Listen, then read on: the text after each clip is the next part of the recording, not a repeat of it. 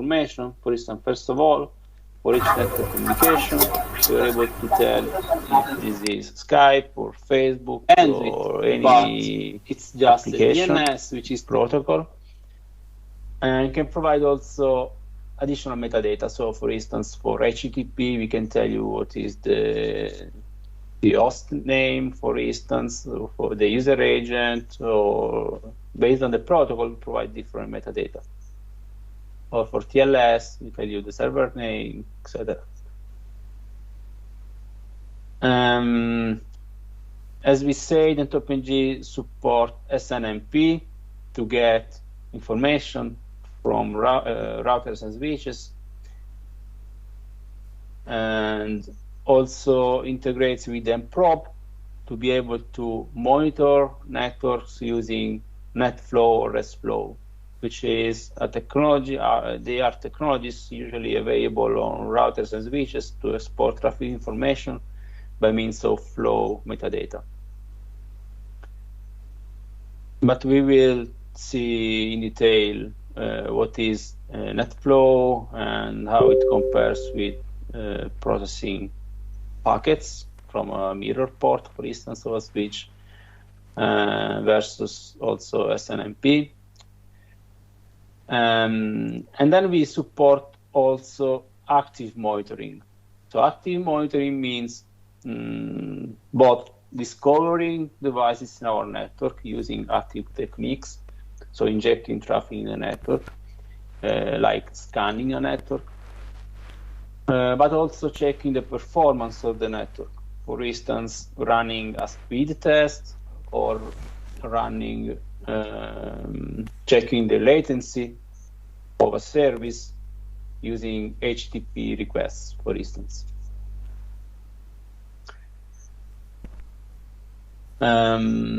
Of course, please stop me if I go too fast. We want this to be as much interactive as possible, so if you have questions, please raise your hand and ask. Okay, so let's see what is the big picture, so the ntop architecture, let's say. So we say that ntop can ingest packets. For instance, we will see later in this presentation how to get packets from a mirror port or a span port of a switch. It can process a pickup file. A pickup is a standard for dumping packets to file, which is the same file format used by TCP dump or Wireshark, for instance. And you can run ntop on top of a pickup file if you have a pickup file that you created from your from the traffic of your network, and you can analyze it with ntop. Or ntop can be used to collect, as we say, NetFlow or SFlow exported from a switch or router in your network that can be translated from using our mprobe software into traffic information that ntop is able to understand. So this product, so mprobe, is acting as a proxy and doing the translation, the conversion from the NetFlow format to let's say JSON that ntop is able to understand. We say that ntop can use blacklists to detect, for instance, if communication is about an host accessing a malware site. I see that there are questions. Let me see. It's possible to collect and export network devices discovery results, which information are connected during the discovery. Do you mean exporting in which format? I mean, at the moment, I don't think we have any export format for the device discovery. It's just something, information that we display in ntop.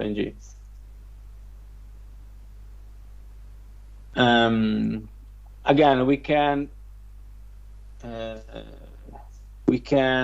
talk with SNMP devices to get information about the status of a switch, so the status of each port of a switch, for instance, and counters. So with this integration, with this NP integration, we get just in terms of traffic monitoring, we can get just counters, so like packets and bytes, which are crossing a port of a switch. That of course provides less information rather than processing packets or flows. But here we have additional information, like if we have a switch, we can check again the status of all the ports on a switch. We can see the load on each port, and we can see which device is connected to each port. So this provides additional information with respect to processing just the traffic packets and flows. We say that we can export alerts to several endpoints. We mentioned a few already. We can dump historical data to a database, ClickHouse, we have seen this. We can also integrate with IDS systems like Suricata to ingest alerts. This is useful if you want to use ntop for cybersecurity, because ntop is already able to detect security issues, but with Suricata you can also match traffic against CVs. So with Suricata you can do signature matching, which is something that ntop is not doing. So you can have in a single solution both traffic analysis, traffic visibilities, traffic checks in ntop and signature matching using Suricata. We say that ntop is using RRD or InfluxDB for time series, and in addition to traffic information, so in addition to storing time series to InfluxDB or RRD and flow information to ClickHouse, so metadata about all the network communication, you can also store the raw traffic. That means raw packets to disk in pickup format, integrating ntop with N2Disk. So with this configuration, this is an optional configuration, and this configuration ntop can record all the traffic to disk. And when something happens, for instance, if you get an alert about a security event, you can go back in time and drill down up to the packet level, so you can extract the pickup file matching that specific event, for instance.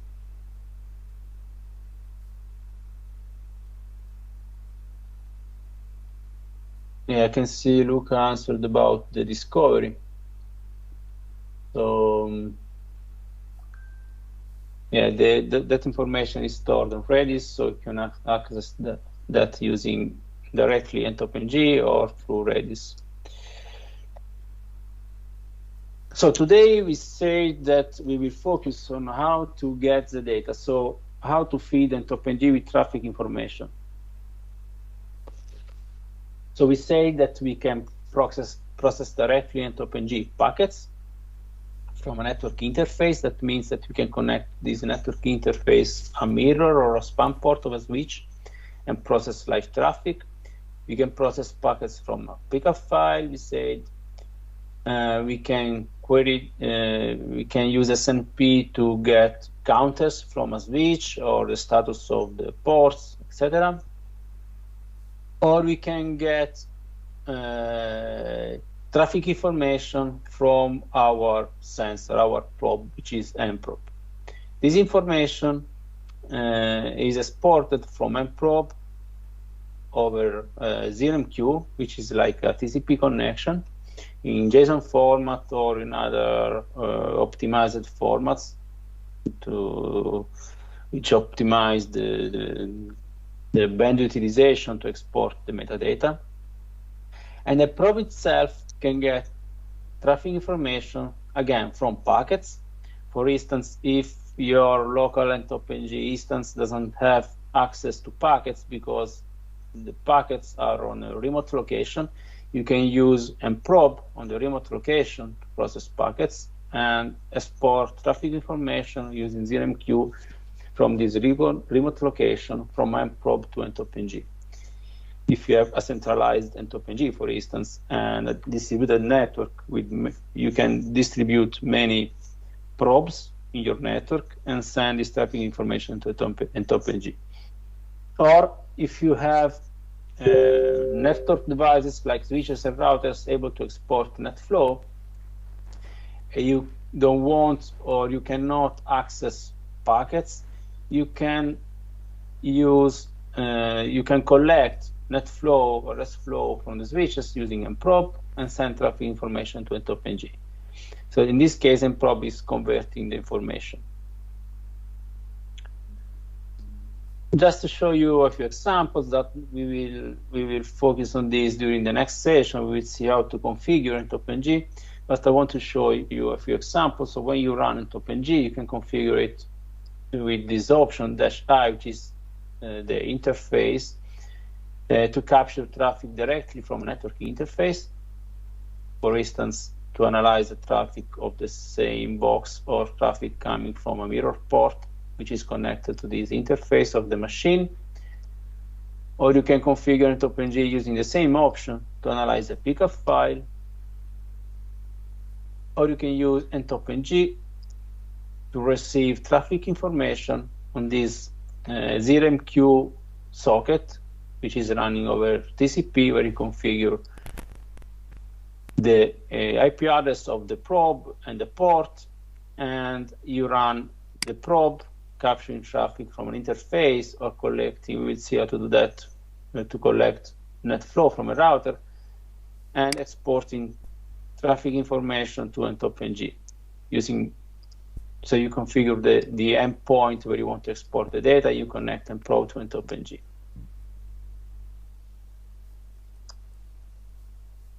So we say that we can get counters from SNMP, flows from routers and switches using NetFlow or running nprobe, or we can analyze packets directly. So let's see what are the differences between those methods, what are the pros and cons of using those methods. There is another answer. So they're asking, is the connection over the network of nprobe and ntop-ng encrypted? So nprobe and ntop-ng communicate using a ZRMQ channel. These can be optionally encrypted, yes. So you can configure ntop-ng and nprobe using a parameter to encrypt the data. And in that case, ntop-ng generates a public key that you have to configure in nprobe. nprobe will use this public key to encrypt the data, so that ntop-ng is the only one able to decrypt the data because ntop-ng has the private key. So yes, it can be encrypted and also compressed. It's compressed by default, but you can also disable that using an option.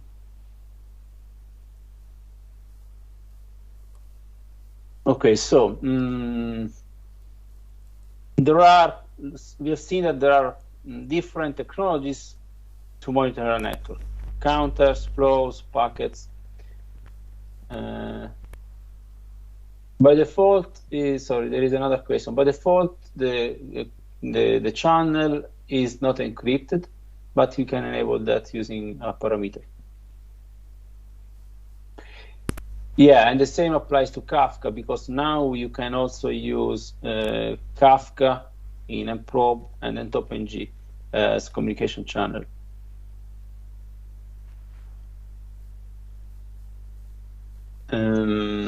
So you see that there are several technologies. We can divide them into passive and active.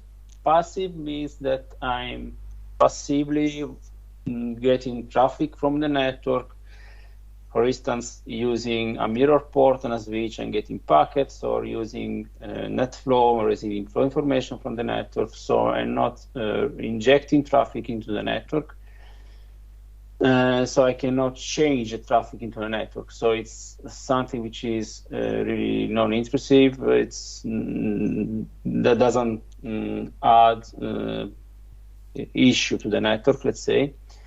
And doesn't affect the performance of the network or the security of the network. And then there are active technologies. An active technology is something like a speed test, which is actually injecting traffic because it's running a test in the network to get the result. And then we can divide those technologies into coarse-grained versus fine-grained. For instance, the coarsest grained technology is, of course, SNMP, for instance, where I get just packets and bytes, so counters about the traffic. The finest grained is the packet, which is really the raw data, and provides, it's the technology, the technique, let's say, that provides more information, because I can access even the packet payload and check every single bit of the communication. So let's see what are the pros and cons of each technology. So we say that packets is the finest grained technology. We say that packets never lie because, it's the raw data, so it's actually what's flowing in the network. The problem with packets is that on a network, on a modern network, we have many packets per second. If you consider even a 1 gigabit link, at 1 gigabit worst case, so with small packets, you can have up to 1.48 million packets per second, which is a lot. You can imagine at 10 gigabit, which is almost 50 million packets per second, or 100 gigabit. So if you have to look at the packets manually using, for instance, Wireshark, that's really a lot of traffic, and it's impossible for an analyst to analyze the network.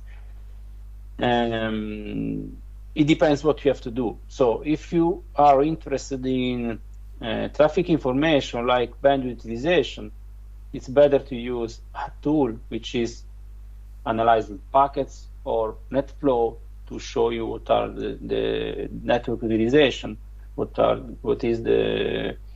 is using the network, what are the protocols, etc.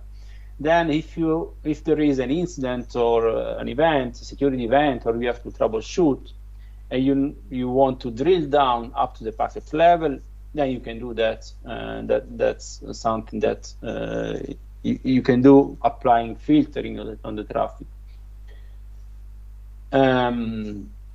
So inspecting packets directly is complicated, but it can be done if you have a tool like ntop, which is visualizing traffic information and lets you drill down up to the packet level. So the actual, but of course, the tool, so ntop or probe, can process packets and extract traffic information from packets. So, for instance, we will see in a moment what is a flow. So a flow is a way of converting packets into metadata, so reducing the information and showing you what is the, let's say, the metadata means the information about the communication without having to look at every single packet of the communication. For instance, if we open Wireshark and we start capturing the traffic, we see a lot of packets, even for a single communication, like in this case. So in this case, we can see that this is a TCP session with a tree shake at the beginning. So since in a CAC, then there is a request of a web page and a lot of data and hacks. So we can see that those are the packets exchanged for a single communication. So we can imagine if we have if you are monitoring an entire network, we have 1 million packets per second, so it's impossible to analyze them manually. But again, we can analyze packets using ntop-ng or ntop. So how to get the packets out of our network? In order to get the packets, there are several technologies. The simplest one is to use a port mirror or a span port of a switch. We will see how to configure that. And there are also remote variations like the airspan, ESpan, and a new piece of software that we developed in the last months, which is ntop. With ntop, you can, for instance, configure this software on a machine or a network interface, and this software will forward the traffic on this network interface to a remote machine where there is a collector that is able to provide this traffic to the monitoring application, or where you have ntop or ntop-ng, for instance. And you can also filter this traffic, so you can tell, I want to forward the traffic on port 80 on this network interface of this box to this remote box, which is running the monitoring software. Then there are physical taps, network taps. We will see what they are in a moment, and packet brokers. So let's start from the port mirror. Let me see this one. Okay. So what is a port mirror? If you have a switch, usually, I mean, unless you really have a really cheap switch, the switch is able to forward on a specific port a copy of the traffic that you see on other ports of the switch. So for instance, if you have this switch and you have a few machines connected to the switch, you can configure the switch to send a copy of the interfaces where those machines are connected to this egress interface, where you can connect your monitoring tool, for instance, ntop-ng, that is receiving a copy of the traffic which is exchanged between the machines in your network, and can analyze this traffic and show you traffic information. Now, if you configure the port mirror on a switch, you have to pay attention to this, the configuration of this mirror, let's say, of the traffic, because if you consider in this example, we have two hosts which are connected to the switch, and those connections are, of course, full duplex. That means that an host can send and receive traffic from a port of the switch. This means that if the host A sends traffic to host B, this traffic is entering the first port and leaving the second port. So this means that if we configure the port mirror on the switch to copy both ingress and egress traffic from all the ports of the switch to this monitoring port, we will receive twice the same packets, because this packet is packets from host A to host B are entering the first port and leaving the second port. So we'll copy the packets entering here and leaving here.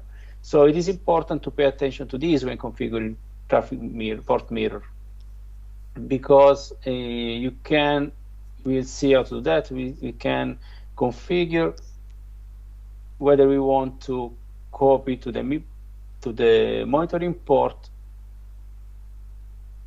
just Rx traffic, or just TX traffic, or Rx and TX. So a good practice is to configure, for instance, just the ingress traffic or just the egress traffic when we configure the mirror, to avoid this double copy of the traffic. Unless you are monitoring, for instance, the link which is going to the router or the firewall. In that case, you monitor a single link, and you can monitor both ingress and egress traffic to get the full traffic.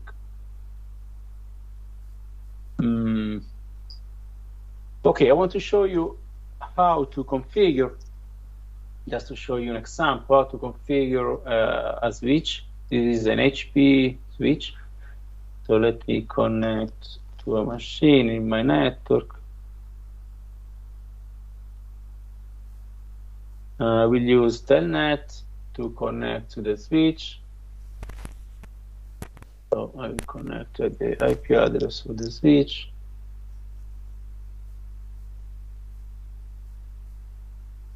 I go into the menu of the switch. And here I can go to the switch configuration, then to the network monitoring port, which is again the port mirror configuration. Here I can specify if I want to enable the port mirror. I can specify what is the monitoring port, so the port where the copy of the traffic is sent. And I can select which ports I want to monitor. So I can select here the actual ports that I want to, where I want to get the traffic and send it to the monitor port. So after configuring this, we have in this case port 26, which is where the traffic is sent, a copy of the traffic is sent. What you have to do is to connect your machine running ntop-ng, for instance, this port 26, and run ntop-ng on the network interface which is connected to this port. So, for instance, in this case, this is an example. We run ntop-ng, and we specify as the interface the ENO1, which is where we receive the traffic. So this is the, let's say, the simplest way to get traffic using packets from a switch and run ntop-ng to analyze the traffic. Is it clear? Any question? Let me check if we have questions in the chat. No, we're good.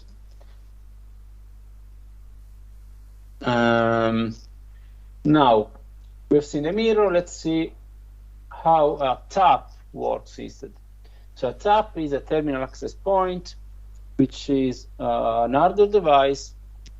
It can be used as a bump in the wire. That means that if we have, for instance, a connection between two routers, a router and firewall, a router and switch, if we have a link, a full duplex link, we can put the tap in the middle, so we can disconnect the cable from one of the two devices, connect to the tap, and from the tap to the second device.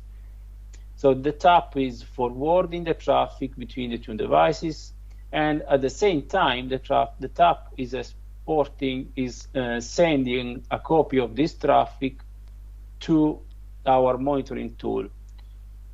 And this is done using two interfaces. Because a tap is really a transparent device, so if you have a full duplex link, we will have a link from A to B and one from B to A. And in order to send a copy of this traffic, a tap is using two egress interfaces.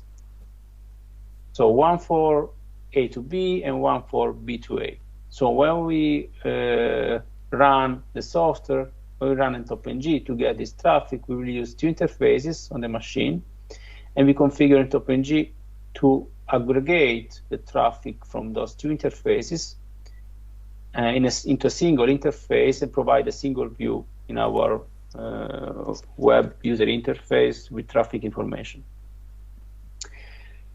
Now, what are the pros and cons of using a tap versus a switch? In a switch, we have seen that we get traffic information from a single interface, so we don't have to aggregate, like in the tap, the two directions using two interfaces in ntop-ng. But the fact that we are using a single port in a switch to send traffic information about multiple ports in the switch, this means that the total amount of traffic that I'm copying to the interface should not exceed the interface speed. So, for instance, if I have a switch with 10 gigabit interfaces, and the monitoring port is 10 gigabit, if I have two hosts which are generating even using two single ports on the switch, if they're generating 10 gigabit from A to B and 10 gigabit from B to A because the link is called duplex, I have a total of 10 gigabit per second, which is already exceeding the speed of the monitoring port.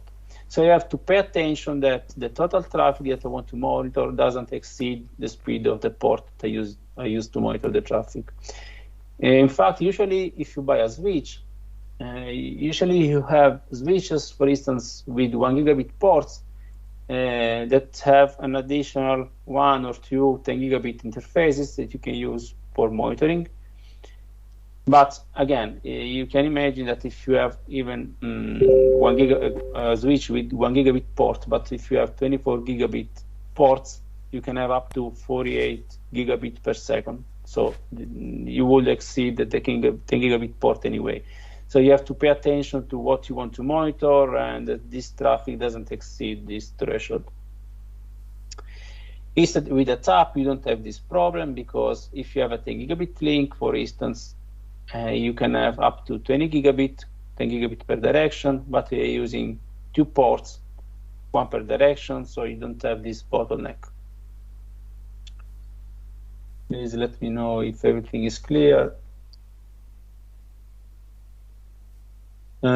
So I see a request. Is mirror port a recommendation to use a router or firewall?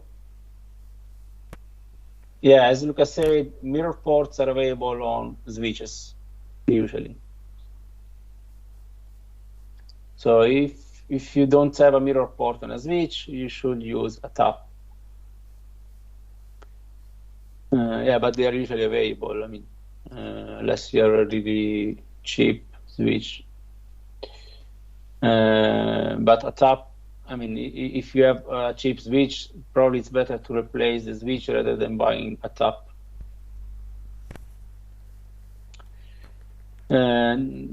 Okay, then we can have active taps or passive taps. So active tap are devices that require electricity to work. They're usually used with copper links. So if you have copper links and you want to put a tap, you should buy an active tap. Because this is requiring electricity for forwarding the signal from the router or firewall to the switch, in this case. So from port A to port B, and at the same time send a copy of the traffic to two additional ports, in this case C and D, where we connect our ntop NG. A passive tap is a device that doesn't require electricity, doesn't require power connection, and is usually used with fiber links, where the tap is usually implemented as an optical splitter that is using the reflection to send a copy of the signal to the other interface and the same copy to the monitoring port. So this is exactly the same as the active tap, but this is passive. Now, when we talk about passive taps, we have to pay attention to the light attenuation. In fact, if we have a link, for instance, again, from a router and a switch, for instance, we have the SFP on the router, which has a certain transmission power, and the SFP on the switch, which has a certain receiver sensitivity. So this means that we have some power budget, which is the delta between the sensitivity of the receiver and the power of the transmitter. And we have to make sure that we have enough power on the receiver to be able to receive the signal. Now, if you consider the link between the sender and the receiver, there are several attenuation of the signal. So we have an attenuation for the connection itself, so the connection of the fiber into the SFP. We have the attenuation of the cable that depends on the type of the cable, depends on the length of the cable. And if we introduce a passive tap, we introduce an additional attenuation, which is what we call the splitter loss. So we have to pay attention that the total attenuation doesn't exceed the power budget, otherwise the link goes down. So when we buy a tap, we have to pay attention to this. In fact, there are different splitters, different tap devices. You can check the specs of the tap, and you can see that there is a split ratio, for instance. In fact, there are splitters which are 50-50, 60-40, 70-30, which is the ratio of the between the signal that goes on the main link and the signal that goes to the monitoring link. So if we want to make sure that the main link doesn't go down, we usually prefer a splitter with a ratio like 60-40, 70-30. But let's say at 1 gigabit per second, on links at 1 gigabit, we usually don't have problems with attenuation, and we can use a 50-50. If we are monitoring at a gigabit link, then the situation changes a bit. We should prefer like a 60-40 to make sure that the link on the main link doesn't go down. Worst case, we will lose the link on the monitoring port, but at least we don't interrupt the network communication, let's say.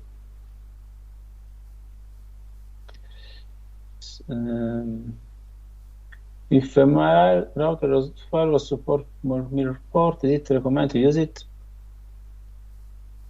Okay, let's see. Luke already answered to this.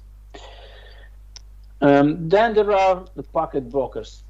Packet broker is a device that you can use in combination with spam port, mirror ports, or tap devices that can aggregate, for instance, traffic from multiple sources like taps, again, or mirrors, and then can provide this traffic to multiple monitoring tools, or can, in case of high traffic, can, for instance, be used to load balance this traffic to multiple instances of the tool.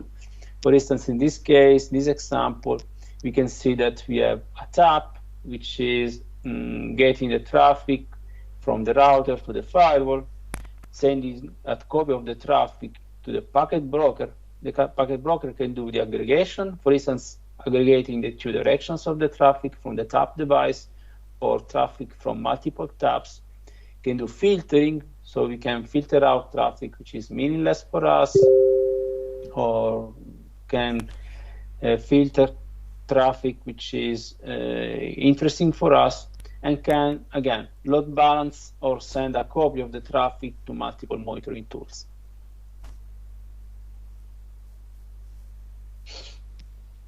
So we say that processing packets is, let's say, should be used as a last resort, let's say, if we have to analyze the traffic manually.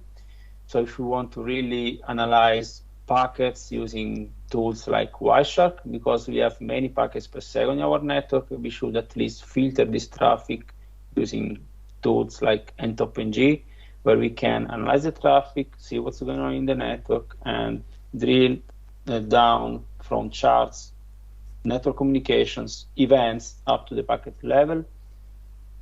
But they can be analyzed by the tool. So we can provide a copy of the traffic using the techniques that we have seen right now, and provide those packets to ntop or mprobe, which is able to process the traffic and extract traffic information.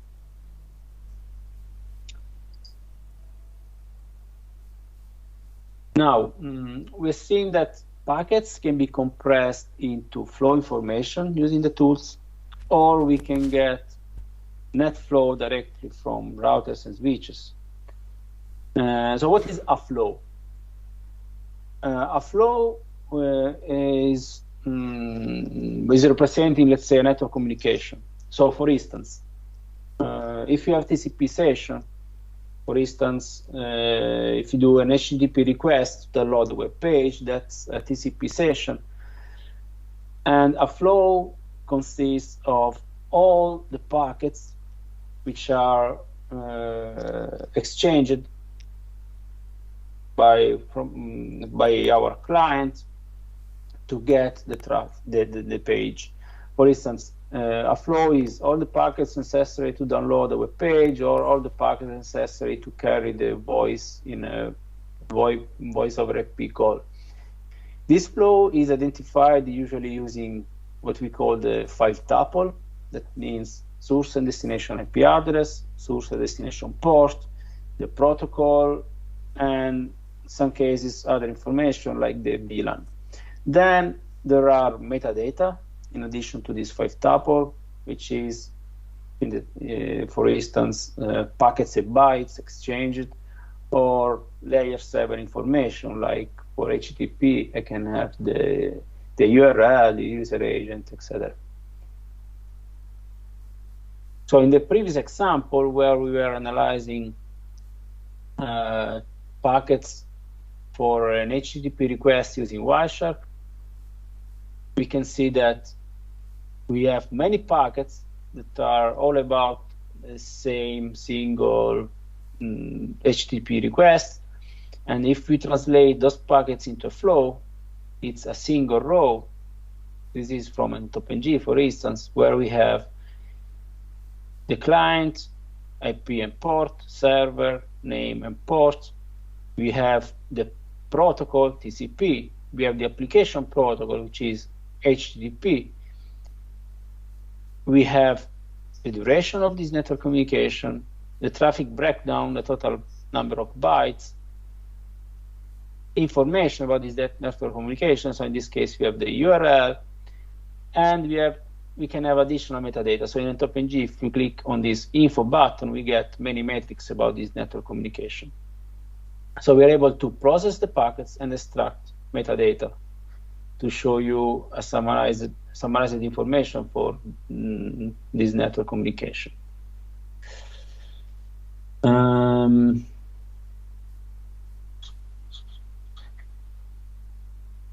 So how to get flow information from our network? So we say that we can use the software, so mprobe Pro Enterprise or mprobe CentOP. We have two different softwares. We will see them in detail. So we can use our sensors to get the packets, classify them, and export flow information to ntop, for instance. Or we can collect net flow or IPFix or S-flow from routers and switches. And we can use, in this case, mprobe to get the net flow, translate, convert it into JSON over ZMQ, and provide this information to ntop. The main difference between the two technologies, so collecting net flow from a router or extracting flow information from packets, is that when we use net flow, we usually get basic information. For instance, we get the 5-tuples, so IP and port, protocol, etc., and little metadata, so few metadata like packets and bytes, and some more metadata. Instead, if we use the software like mprobe or ntop directly to capture packets, we can use our deep packet inspection library and DPI and extract many more information from the packet payload, including, for instance, for HTTP, we can extract the URL, the user agent, the cookies, so information which are contained in the packet payloads. Of course, if we have a box which is processing packets, this requires the overhead of this box would be higher with respect to a box which is connecting NetFlow, because NetFlow already contains summarized information Instead, when we process packets, we have to analyze millions of packets per second. So this requires a faster CPU, let's say, for instance. And of course, it requires access to the packets. So we need a mirror or a tap in order to run nprobe or ntop-ng on packets.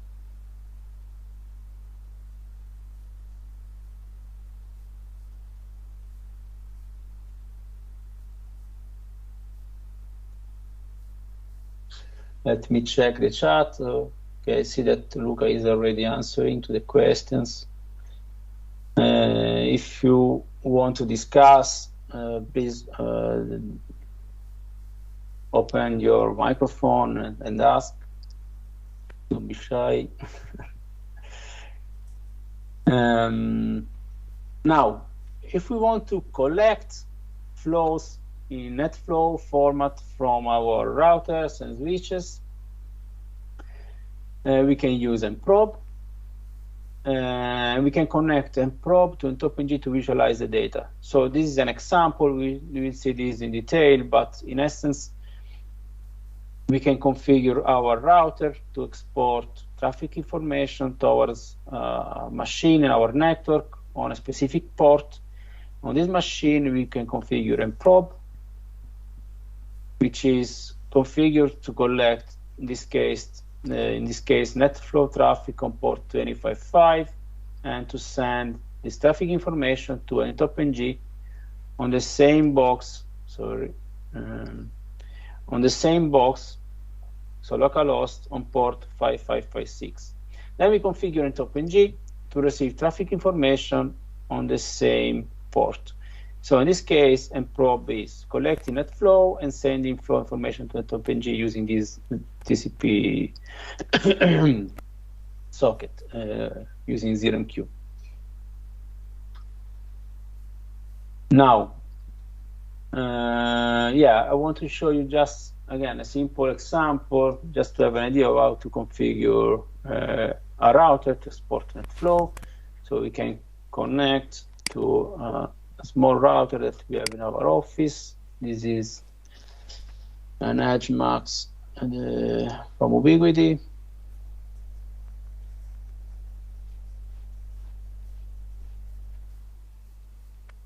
So in this case, we are logging to the router. We can go to the configuration tree. We go to service, no, it was system, flow accounting, and here we have NetFlow. So in NetFlow here, we can configure the servers that should receive NetFlow information, which are the servers where we will run nprobe to get NetFlow. So in this example, we configured a couple of IP addresses. So just to show you, let's connect to this one.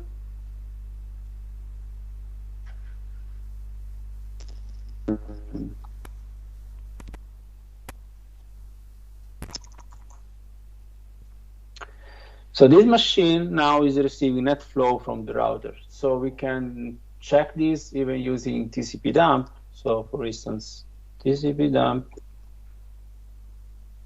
specify the network interface or the management interface of this machine.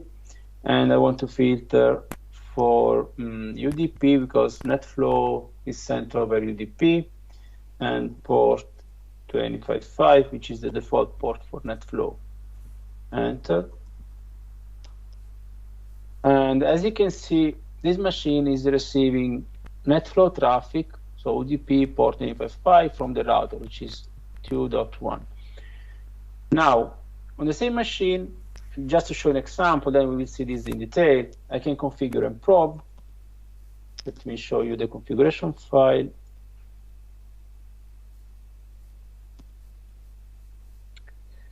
I can configure nprobe to collect, no, this is another instance. I can configure nprobe to receive NetFlow on port 255 and to send traffic information to ntop-ng, which is running on the same box. is collecting data, flow data on port 1235. On the other side, I have ntop ng,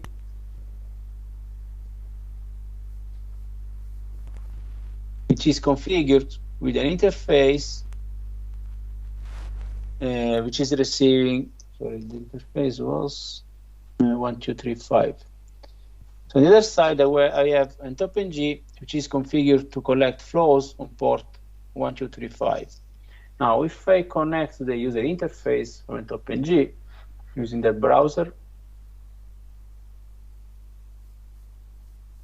and IP address of this machine was .178 on port 3000, because ntop ng is releasing on port 3000.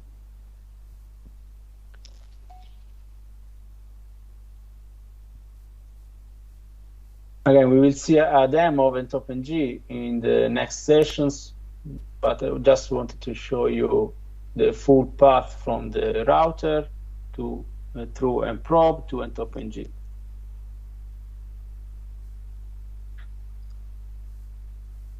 So I log into ntop ng.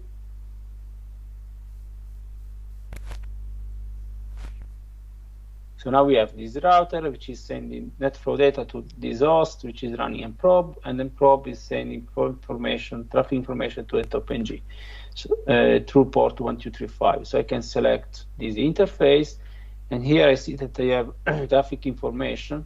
I can go, for instance, to flows and see all the network communication. So all this data is sent by the router to this machine, and it's visualized by ntop ng. Now, let's come back to the slides. Okay, so when should we use flows rather than packets? So we say that we can analyze packets directly in Wireshark, but this is not possible at high rate because we have many packets per second. But we can still analyze packets using mprobe or ntop ng and provide traffic information. Then we have the option of analyzing packets versus analyzing net flow. So net flow is fine where we want just to have an overview of the communications, of the traffic utilizations in our network. But if in some cases where we want to drill down at some point from traffic information in our ntop ng user interface up to the packet level, if we want to do that, we have to process packets. Using net flow is not an option in that case. Or if you want to inspect the packet payload to get layer 7 information, or for instance in ntop ng we have several checks which are able to inspect the traffic to trigger events in case of security issues or other issues. Some of them require access to the packet payload because they require our deep packet inspection library to access the packet payload. So in essence, accessing packets is better usually than accessing flows, but in some cases accessing packets is not possible. For instance, if we want to analyze, I don't know, a remote location where we don't have access to a mirror port or a tap, in those cases we should use net flow.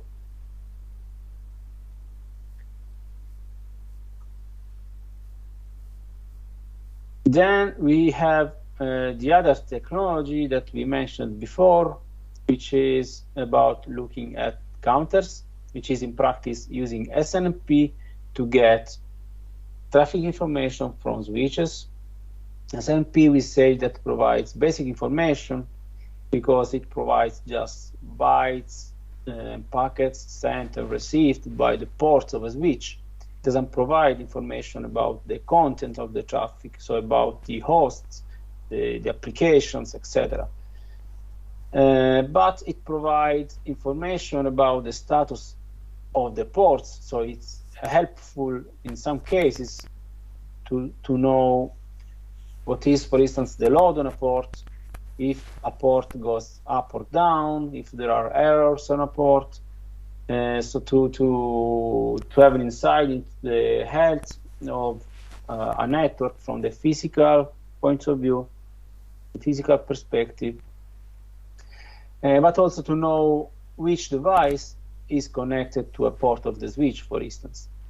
And in ntop-ng, we can trigger alerts when, for instance, a port goes down or when a port is too much loaded. So, for instance, if the load on a port is exceeding a certain percentage. This is an example of the view that we have in ntop-ng, where when we go to the SNMP menu in ntop-ng for a selected device. So in ntop-ng, we can configure ntop-ng. We'll see this in the demo. In the next session, we'll see that we can configure our SNMP devices, so the switches in ntop-ng. ntop-ng will periodically poll them. So we'll periodically contact the switch and get information about the ports, for instance. And we'll build this view where we have, for instance, a page with all the ports interfaces on the switch. And for each port, we have the interface name, the speed, the actual speed on the port, if it's up or down, and other information, for instance, also the MAC addresses connected to the ports. Now, how to configure SNMP on a switch? Let me show you also this. So let me again connect to a switch that we have in our office.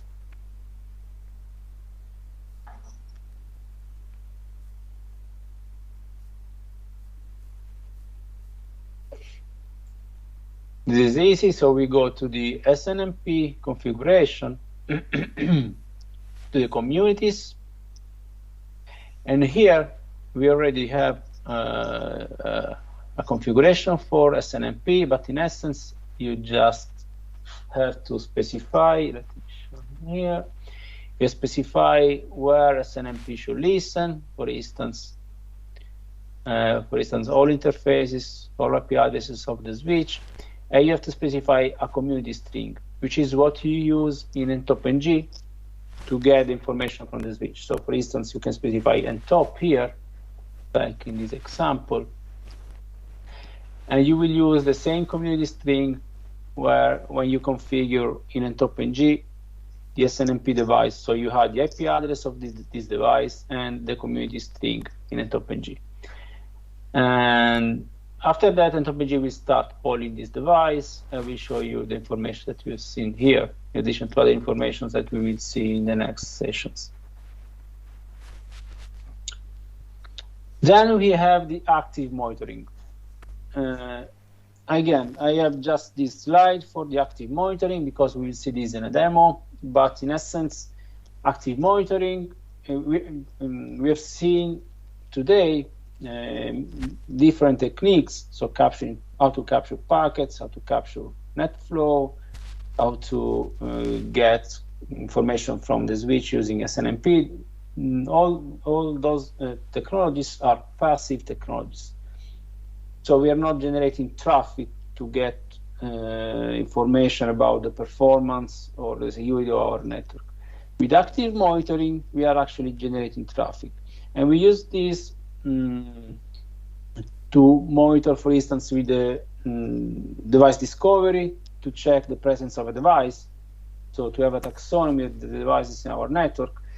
But we can use this also to check the status of a service. So for instance, we can ping or do a request towards a machine or a specific service on that machine to check if it's up or down, to check the performance of the service, check the throughput, to check, as we've seen before, for the SLA monitoring, we want to check what is the available bandwidth, for instance. So we can check the throughput, we can check the latency of a service. For instance, we can do pings, we can do HTTP requests and check the latency. We have several checks in the active monitoring session in ntop-ng that you can use to monitor both hosts or services, or again, the performance of the network and the bandwidth. Okay, this was the last slide. Before the questions, I want to tell you that we have an image, a virtual machine that you can use to, if you want to play with the tool, you can download the virtual machine. This is like a small Linux box running our software that you can download from this link. I will send this link in the chat.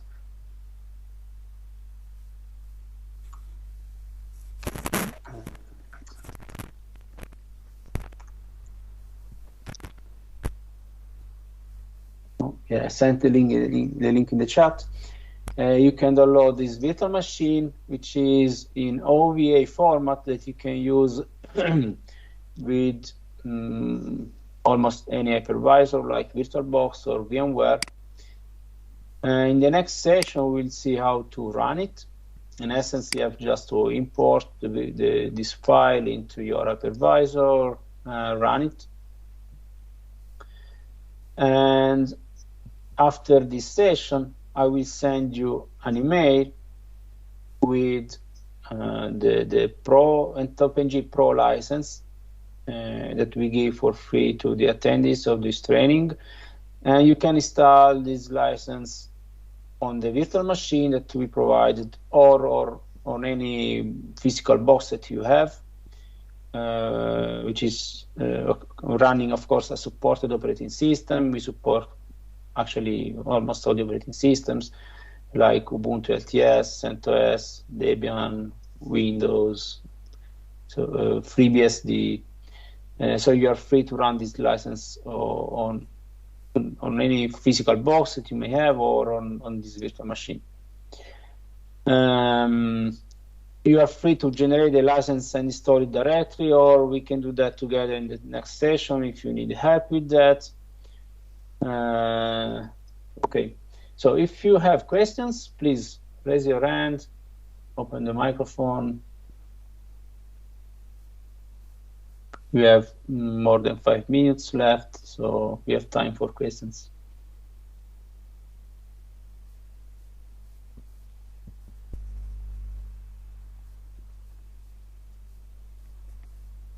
Will you also provide a slide file via email? Yes, after this session, I will send, after each session, let's say we send a PDF with the slides, so don't worry about that.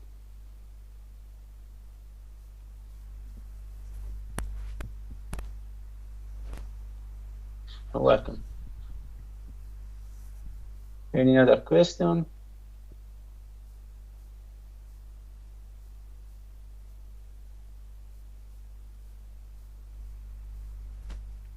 Okay, so it seems everything was clear.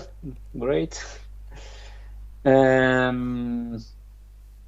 Okay, the next session will be on Tuesday.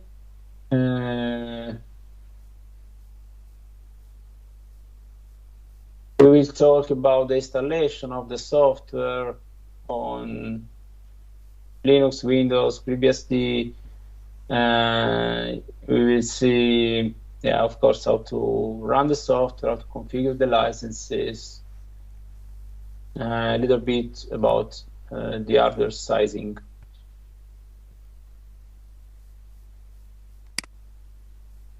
Okay, Clark is asking, how does corrupted packets ended by ntop?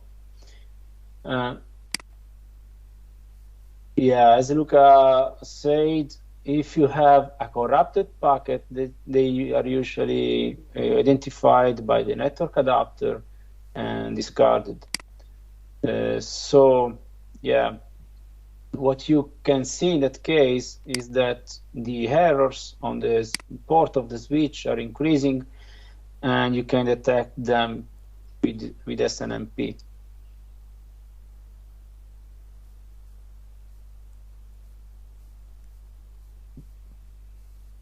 Thank you.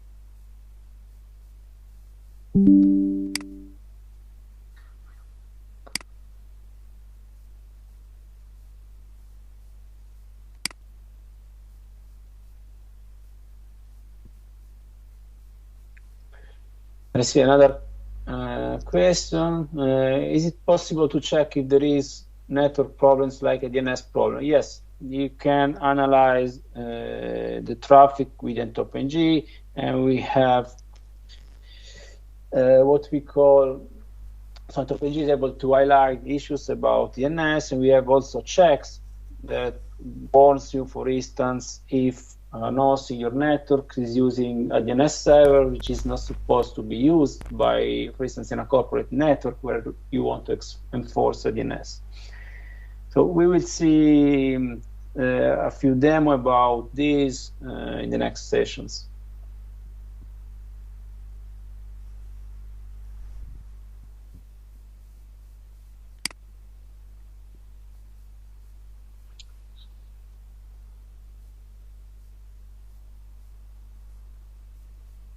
Thank you.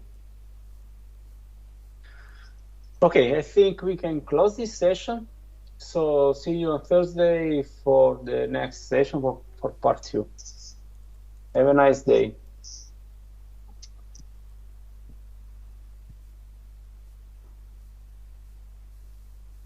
Thank you. Bye. Thank you. Bye-bye. Thank you. Thank you.